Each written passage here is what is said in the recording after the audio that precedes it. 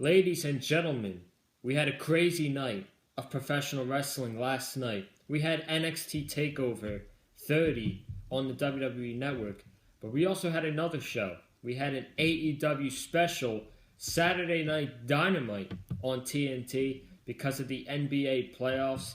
But man, after watching this after my TakeOver 30 review, what a show this was, man. What a show this was, especially the ending. We're going to have a fun time talking about this. We got new potential matchups for All Out, great matches in the end, and then the thing everybody's talking about, Mr. Brody and the Dark Order going up against Cody for the TNT Championship. But ladies and gentlemen, I'm not alone on this Sunday morning around 10 a.m. Ladies and gentlemen, I would like to welcome the owner of the VCW YouTube channel, my good friend, Wesley, Landon, Woolsey. How are you doing today, man? I'm pretty good, bro. How about you? I'm doing great. I didn't really get to bed till late last night, and now I'm up doing this review in the morning, and then I got SummerSlam later tonight. It's been a long weekend, but a fun one, you know? Yeah, I'm in the same boat as you. I went to bed pretty late myself. Alright, so, first thoughts, what'd you think of AEW last night? Awesome as hell. Awesome. Everything, like a lot of good stuff on the show last night we might as well get into this, shall we? Yeah.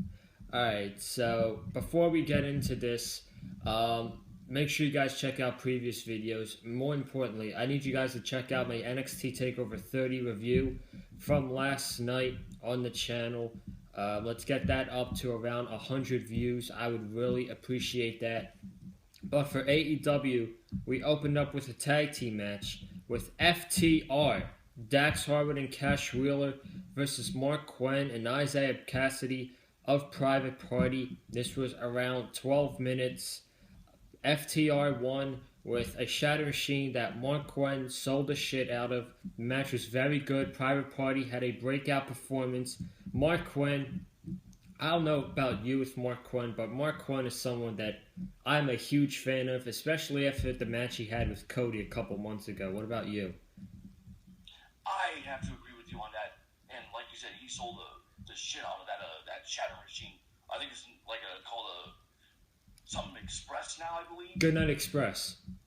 Goodnight Express, thank you. Yeah, jeez, I call it Shadow Machine all the time now, so gotta get used to Goodnight Express. But I mean, he was very impressive. Cassidy was good. FTR won this thing in about 12 minutes. The main thing that came out of this match was that Tully Blanchard was standing in the ringside. He was coaching FTR. He even had an FTR jacket, and he's now, I guess, the new coach of FTR, which I love. It'll bring Shawn Spears into the group, one more individual, and we're going to get our 4 horsemen by the end of 2020. I'm telling you right now. It's going to be FTR, Shawn Spears, and either Cody or Hangman Page. But what do you think of Tully Blanchard being the coach of FTR? I dig it. And it fits at FTR perfectly.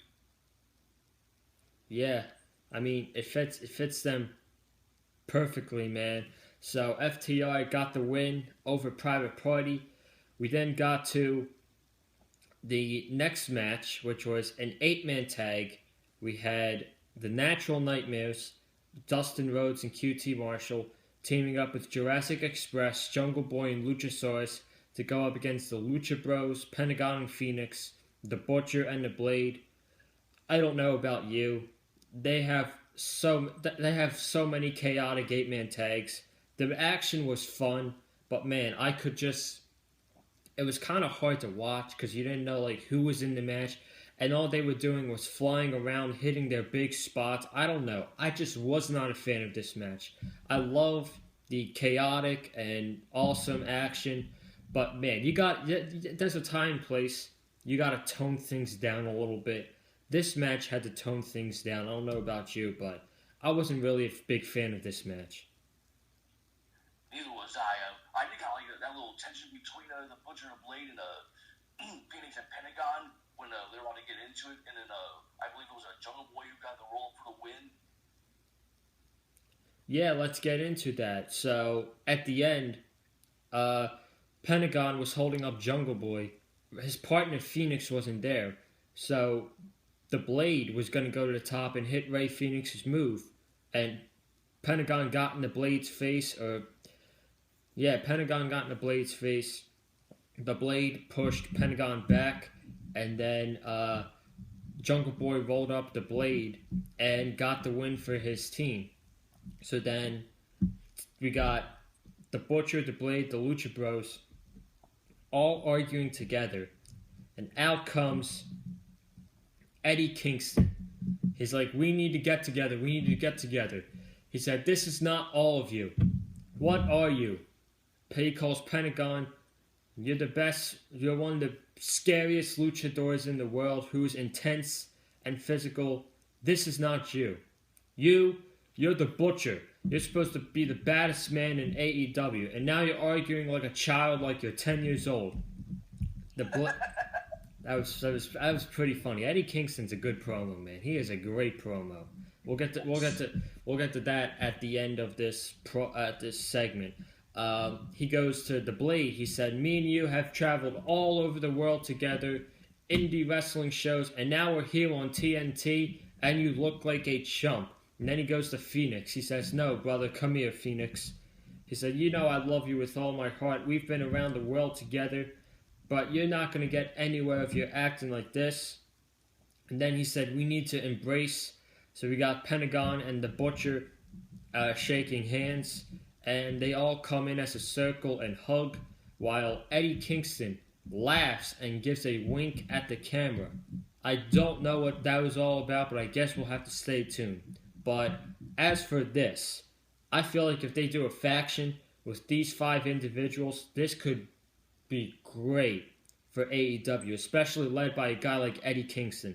Wesley, the floor is yours. I want to know your thoughts on this 5-man stable. I would be for it. Yeah, I mean, I dig it. I dig it. It should be good stuff. And what do you think the wink was about for Eddie Kingston at the end there? The warning? The wink. He winked at the camera and laughed. The warning. I don't know what to say about that. I'm sure about just for giggles. Yeah, maybe. We'll see. We'll see where this goes. Then we got Tony Schiavone in the ring. He welcomes his guest, Orange Cassidy. And this is a first-time interview.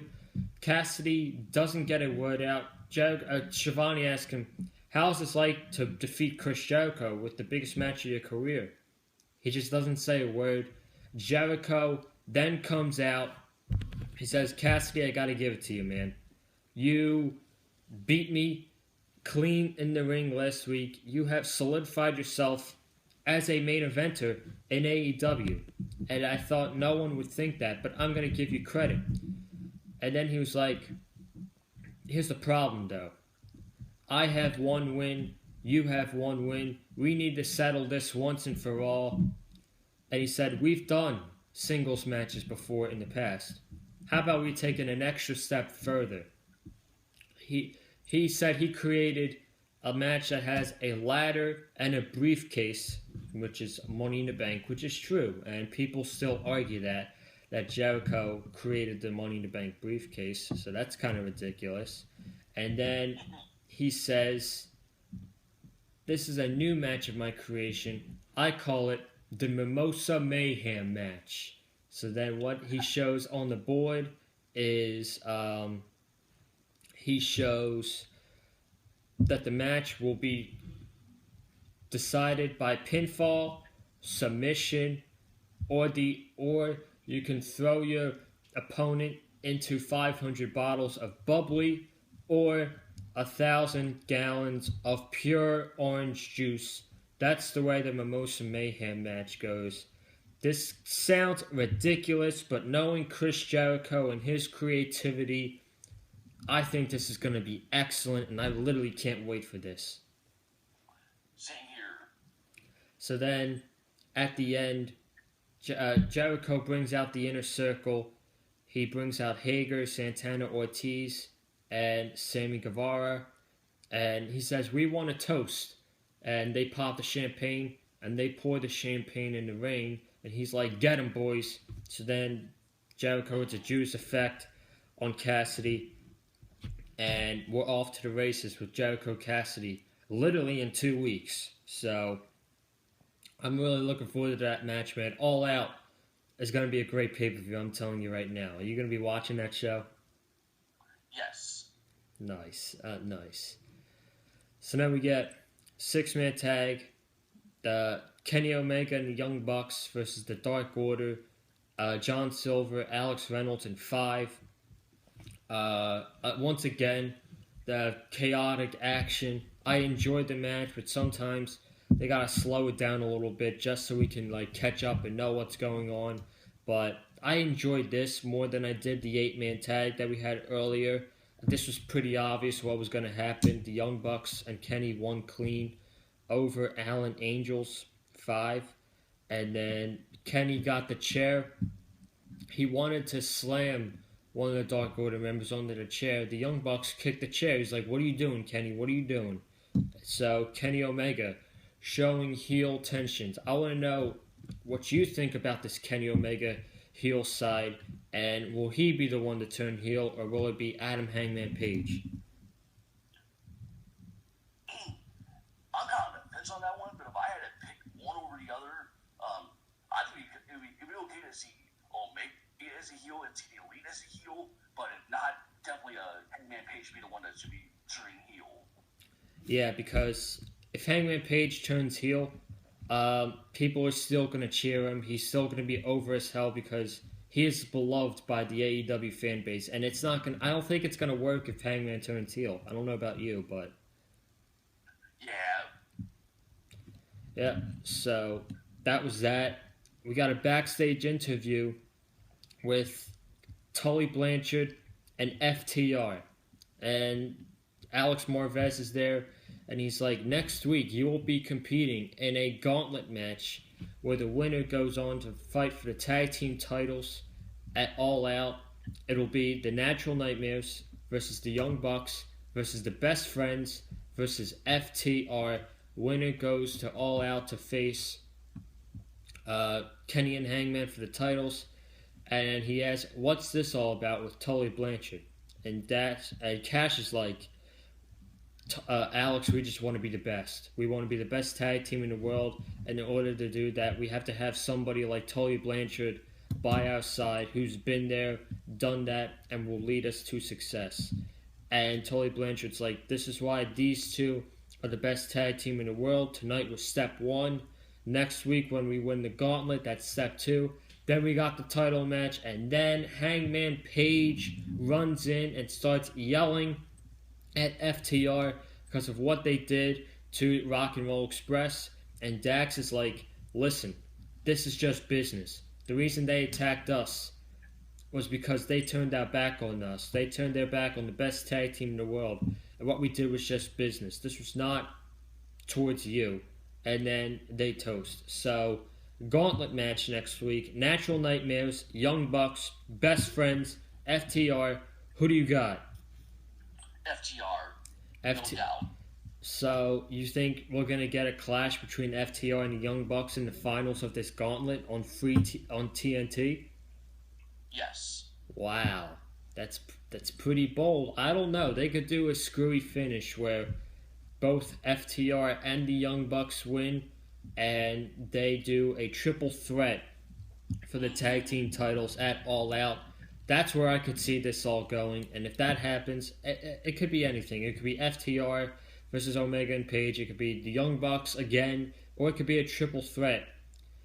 Any of those matches are going to be a match of the year candidate. Like I said multiple times, the Young Bucks Omega Page match from Revolution is still my favorite match of the year. So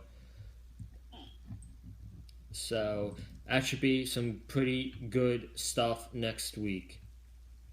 We got Darby Allin versus Will Hobbs. This was a 6-minute match. Nothing special. Darby won with a coffin drop, jumping off the second rope, coffin drop, and really the bigger story was here at the end where Taz got on the microphone. He's like, "Hey Darby, tonight I'm introducing a new member to Team Taz, and his name is Darby." So then out comes playing Darby's theme music. We got some dude with face paint on the left side, a Darby Allin ripped up shirt, a skateboard, and it turns out it's Ricky Starks. And then Brian Cage attacks Darby from behind. The assault goes on. Starks hits his power slam finisher, then mocks Darby with a coffin drop, and he says, "You don't mess with me. I am absolute Ricky Starks, and son, I'm going to teach you a lesson at All Out." So at All Out, we're getting Darby Allin versus Ricky Starks, 101. Thoughts? I'll go with a Darby on this one because I tried not to show my laughter when I saw Ricky coming out dressed up as a Darby Allin, but I thought it was pretty funny. Yeah, that was pretty funny. I mean, we all knew it was going to be Ricky dressing up as Darby Allin, and that this was just a setup. But I originally thought they were going to do Brian Cage versus Darby Allin. I guess they want to wait on that. But Ricky Starks and Darby Allin, man, that could be a match no one talks about, but that could honestly be the best match on All Out. Like, look out for that match. That's going to be really good. Two really good guys. Kind of like the black sheep of All Out, if you think about it. Yeah, a little bit, you know? What I'm thinking of. Yeah, so we go to commercial. Sammy Guevara has the cue cards. He says, "Matt, I'm sorry.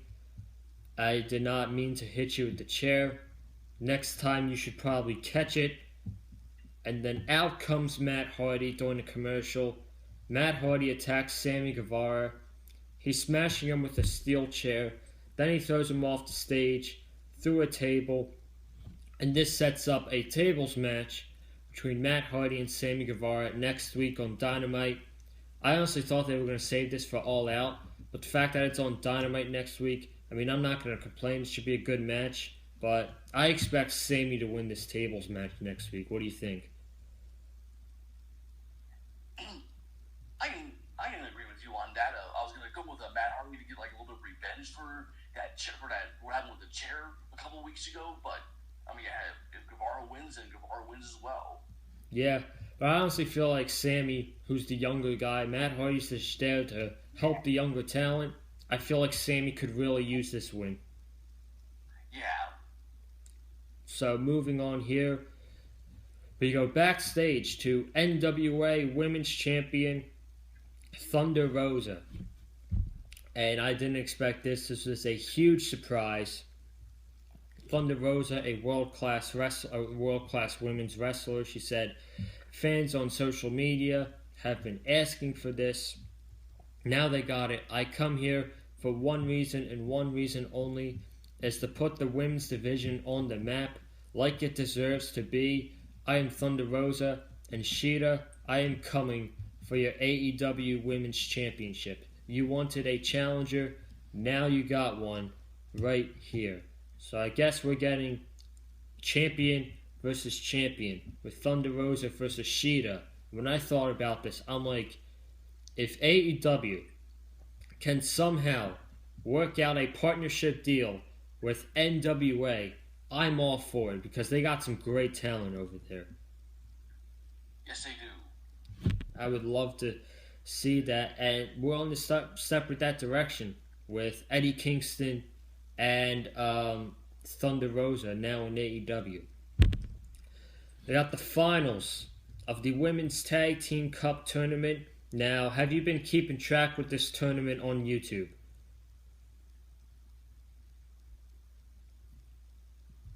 You there? Yeah. Oh, okay. Have you been keeping track of the Women's Tag Team Cup on YouTube? somewhat. I think it's a bit too soon for AEW to have a women's tag team division. I don't think this is for a tag team division. No. I think they're just trying to do this just because they want to see what new faces are good and who they can sign. But before I talk about this match, I watched most of the women's tag team cup. I believe I missed probably the first week, but I thought this tournament was not good. The in-ring action was not good, and the women really did not get over. The only woman that got over in the tournament was Ivelisse, Diamante, and Tay Conti. Those were the only women that got over. So then we had Ivelisse and Diamante versus the Nightmare Sisters. This match was okay. I had a hard time investing myself in this match because, quite frankly, I just really didn't care about this match. I knew what was going to happen. People were bitching on social media. Oh, watch Brandy give herself the win in this tournament just to put herself over. No, she was not going to do that. There's no way the Nightmare Sisters were going to win. Ivelisse and Diamante won based off a distraction by QT Marshall. QT Marshall was actually on the top rope trying to cheer on Allie. Then Brandy accidentally knocked QT down on the mat. Diamante threw Brandy into QT. They hit their finisher on Allie, and Ivelisse and Diamante win the Women's Tag Team Cup tournament. I mean, good for them, but I honestly don't really care about this. What about you? Neither did I. I kind of expected Ivelisse and Diamante to win, and like what you said, everyone thought that Brady was going to get herself over that matchup, but yeah, I didn't care for it.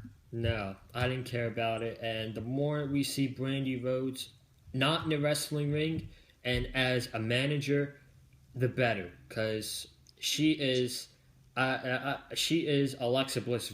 She is Alexa Bliss level bad, in my opinion. And I got him cracking up right here. So, oh boy, we got a couple match announcements for next week. AEW will be on Thursday night this week because of the NBA playoffs. So NXT will be on its own again. We got Chris Jericho, Le Champion, back on commentary. We got a tag team gauntlet to see who faces the tag team champions at All Out. Matt Hardy versus Sammy Guevara in a tables match. Moxley, MJF contract signing, and Big Swole versus Britt Baker, and I believe Penelope Ford it was, in a handicap match next week. So this was the main thing that people were talking about. Are you ready to talk about this main event? Yes. This was the main thing that social media was talking about last night. I saw a lot of people talking about this. We had Mr. Brody Lee versus Cody for the TNT Championship. Now, I didn't know what to expect in this one. At first, I thought Brody Lee was going to become the new champion. Then earlier today, thinking about this, I'm like, nah, they're not going to pull the trigger. Cody's going to retain, and he'll do something else at All Out. So I originally thought that Cody was going to win this match tonight, but holy shit, Mr. Brody slaughtered Cody, squashed Cody, and I timed the match. Mr. Brody beat Cody for the TNT Championship in 3 minutes and 9 seconds. Did you see that coming? No, I didn't. I expected Cody to get some shots in, but the fact that he dominated that matchup, that was quite shocking. Yeah, talk about you never see it coming.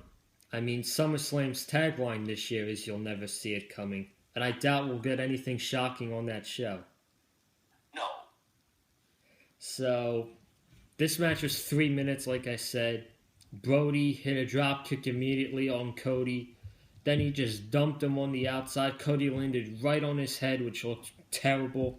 Brody then threw Cody over the barricade, throwing chairs around, gave Cody a chop, throwing more chairs, throwing Cody over the guardrail, rolling him back in the ring. He then hits a super kick, another super kick. Cody falls down. He covers. Cody kicks out. Mr. Brody then hits 2 power bombs, lifts Cody up, discus clothesline, and Brody Lee's the new TNT champion. And I couldn't be any more happier for him. Wesley, this is what happens when you leave the WWE and you get yourself away from Vince McMahon. This is what happens. Yes. So then Shivani comes out and he says, now I get to interview the new TNT champion, Mr. Brody Lee. And he's like, people like you, Tony, you forced this on yourself. You forced this on yourself. You made me do this. I didn't want to do this, but you made me do this. And now the Dark Order are at the top of AEW. Then they walk out. Cody is getting stretchered out. The Dark Order, Silver and Reynolds, they want to go at it with Arn Anderson. Arn Anderson gets a few punches in on them. Brody Lee super kicks Arn in the gut. Stu Grayson and Evil Luna are holding on Arn Anderson. Brody punches Arn Anderson right in the gut. Then they take the gurney. Brody is having charge. And he rolls the gurney over with Cody on it. So Cody falls off the gurney. Very hard spot. That looked badass right there.